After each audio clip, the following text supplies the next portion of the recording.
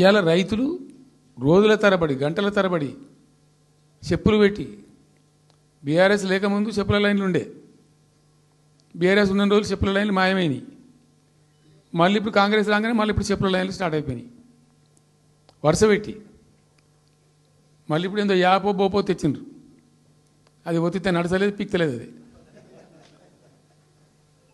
ఏ ఎరువు బస్తాకు యాప్ ఎందుకైనా నాకు అర్థం కాదు. ఇంకా ఆ యాప్లో కూడా నేను నాకు పూర్తిగా తెలియలేదు. నేను రాత్రి కూడా చెప్పే ఆ యాప్లో ఏముంటుందట. ఇప్పుడు నాకు పట్టుందా, అది ఎన్ని మాటలు ఇస్తారట. చెప్పండి, నాకు 3 ఎకరాలు ఉంది.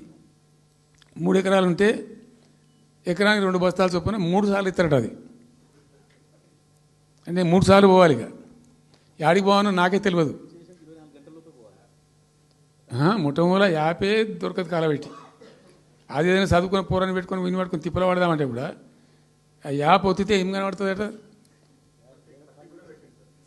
యాప్ ఒత్తితే ఏం కనబడుతుందట.